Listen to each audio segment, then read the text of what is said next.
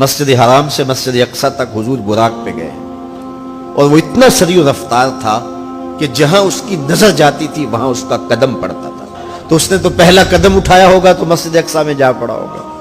اور اتنی سرعت کے ساتھ وہ رفتار کے ساتھ چلتا ہے پھر حضور اس کی پشت پہ جلوہ فراز. یہ 1000 کلومیٹر فی گھنٹے کی رفتار سے جہاز چلے تو کسی میں ہے ہمت کہ اس کی ننگی پشت پہ بیٹھ جائے؟ ہوا کی مزاحمت ہی گوارا نہ ہو، پڑخ چڑ جائیں، آگ لگ جائے.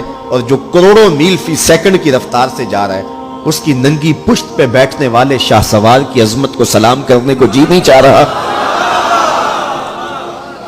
اچھا پھر اتنی سرعت کے ساتھ جائیں تو راستے میں کوئی دکھائی بھی دے تو سجھائی نہیں دیتا، اچھی طرح پہچان نہیں پاتا بندہ. یار تم گزرے تھے، کہا میں تیزی میں تھا. تو تیزی میں جو چیز نظر آئے تو اس کو پوری طرح پہچانا نہیں جاتا. لیکن اب اس رفتار سے جا رہے ہیں. لیکن معرفت کا عالم کیا ہے کہ میں حضرت موسیٰ کی قبر کے قریب سے گزرا، میں نے دیکھا وہ قبر میں کھڑے ہو کے نماز پڑھ رہے ہیں.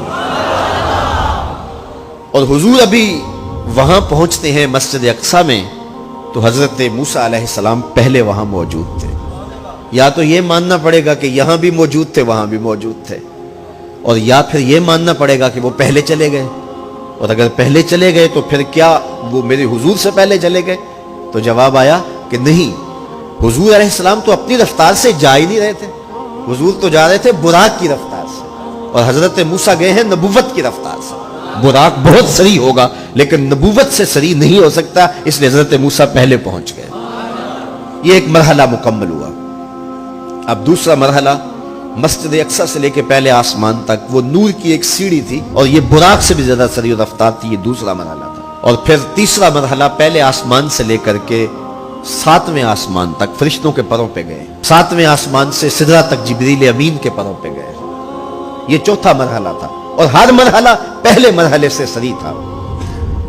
اور پھر سدرہ پہ جا کے جبریل نے بھی کہا کہ آگے میں نہیں جا سکتا. لو دنوت خطوۃ لاحترقت، اگر میں آگے بڑھوں تو جل کے راکھ ہوتا ہوں. تو حضور علیہ السلام کے لیے ایک سبز نوری تخت لایا گیا جسے رف رف کہتے تھے.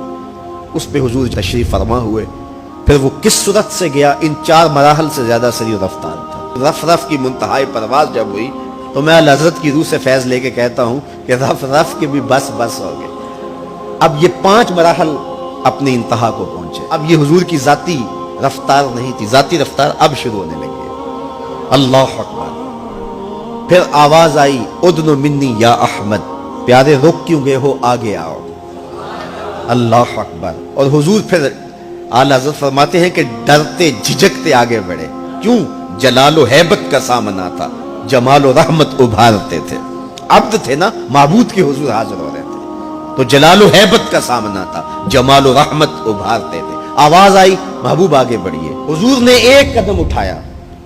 اب پھر فاصلہ کتنا طے ہوا ایک قدم میں؟ مسجد حرام سے لے کے مسجد اقصی تک براق نے جتنا فاصلہ طے کیا، مسجد اقصی سے لے کر پہلے آسمان تک نور کی سیڑھی نے جتنا فاصلہ طے کیا، اور پہلے آسمان سے 7ویں آسمان تک اور پھر وہاں سے سدرہ تک جبریل اور فرشتوں نے جو فاصلے طے کیے، پھر اس کے بعد رف رف جہاں تک گیا.